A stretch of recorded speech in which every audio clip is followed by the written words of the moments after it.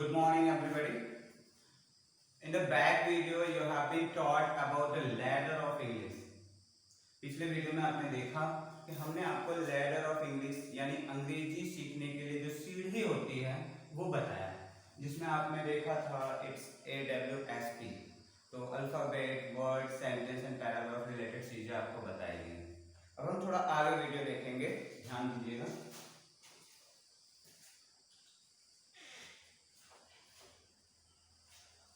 आपने ग्रामर पढ़ा।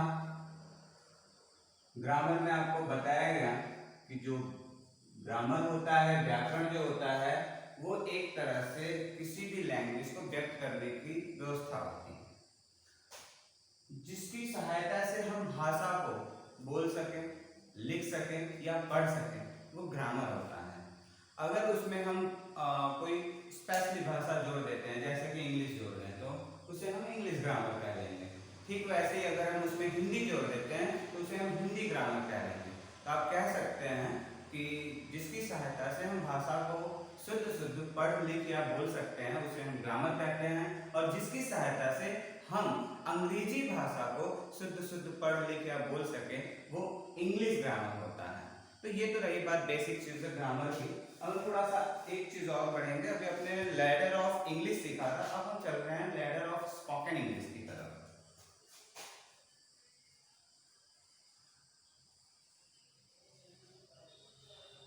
Spoken English. इससे पहले एक क्वेश्चन आता है कि स्पोकन इंग्लिश क्या है।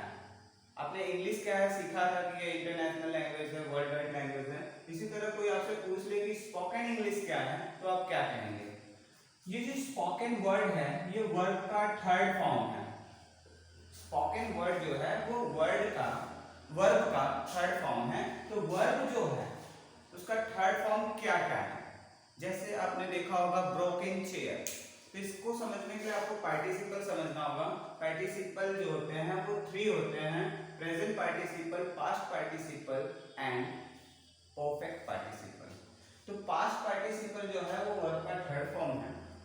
परफेक्ट पार्टिसिपल जो है वो वर्ब का थर्ड फॉर्म है विद हैविंग के साथ, और जो प्रेजेंट पार्टिसिपल है वो आपका एंड फॉर्म है। तो यहाँ थर्ड फॉर्म के साथ जब भी नाउन आएगी तो आप ये जान लीजिए कि वो पास्ट पार्टिसिपल है। तो यहाँ थर्ड फॉर्म के साथ नाउन आया है तो वहां पे वर्ब के साथ हुए वर्ड लग जाते हैं। जैसे ब्रोकन चेयर, टूटी हुई कुर्सी। ठीक वैसे ही स्पोकन इंग्लिश यानी बोली हुई अंग्रेजी, बोलचाल की अंग्रेजी यानी बोलचाल की भाषा में जो हम यूज करते हैं वो अंग्रेजी। तो इसे हम स्पोकन इंग्लिश कहते हैं। अब हम इसके बाद आते हैं ladder of spoken English.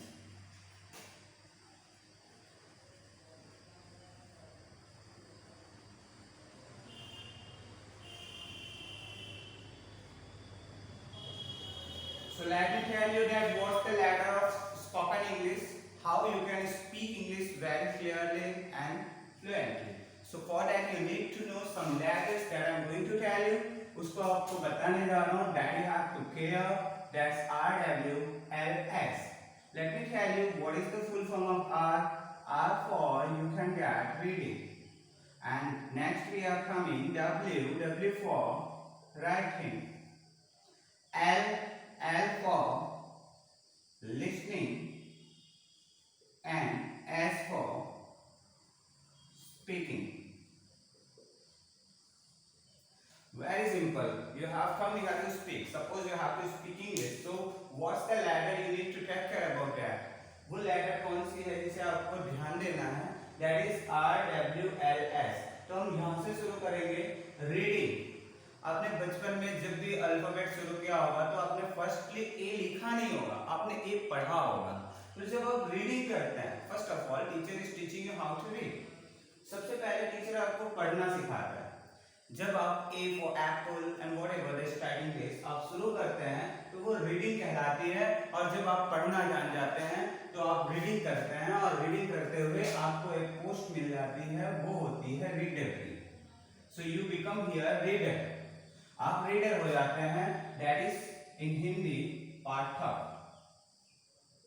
This is pathak, not of caste, पढ़ने वाला पाठक। नेक्स्ट थिंग है W फॉर होती है राइटिंग। अगर आपको लिखना आ जाता है तो यू आर कॉल्ड राइटर, और राइटर के बाद आपकी हिंदी हो जाती है ये लेखक। whatever you speak, whatever you write, जो कुछ भी आप लिखते हैं उस चीज के लेखक आप होते हैं। Next one thing is listening. जब आप अच्छी तरह ध्यानपूर्वक सुनते हैं तो यू आर कॉल्ड लिसनर, आपको कहा जाता है श्रोता।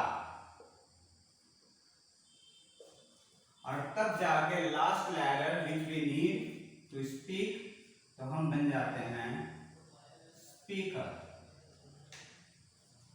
which mean in Hindi, let me tell you, वक्ता,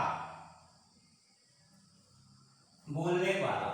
तो if you want to be a speaker, you need to care about these all three stages, that is reading, writing and listening. Then you will become a reader, writer and listener. After that you will get the chance to be a speaker. So let me tell you, एक अंग्रेजी में कहावत है about the listening and speaking. If you are not a good listener, you cannot be a good speaker. If you really want to be a good speaker, first of all try to make yourself a good listener. तो ये वास्तविक बात है कि अगर आप एक अच्छे वक्ता बनना चाहते हैं, एक अच्छी तरह से बोलने वाले वक्ता बनना चाहते हैं, तो सबसे पहले आपको एक अच्छा श्रोता बनना होगा। अगर आप एक अच्छे श्रोता नहीं बन सकते तो रियल है कि आप एक अच्छे वक्ता कभी नहीं बनेंगे। इसलिए एक अच्छा वक्ता होने के लिए आपको एक अच्छा श्रोता होना चाहिए, दूसरे की बातों को सुनना भी चाहिए। अंग्रेजी में एक कहावत भी है, listen twice what you speak. जितना आप बोलते हैं उसका 2 गुना कम से कम आप सुने। तो लिसनिंग एक बहुत बड़ी पावर है। If you are able to listen the things very carefully, taught by your teacher, taught by your seniors and by the social people, then you are a good listener and you will be obviously a good speaker. This is the ladder for speaking. This is the ladder of spoken English. If you want to really know how to speak English, you have to care these all things. And there are many uses concerning grammar and related to spoken classes. That everything will be taught to you. Just you can study about it. आप इसका एक screenshot ले लें ताकि आप इसको basically जानते रहें।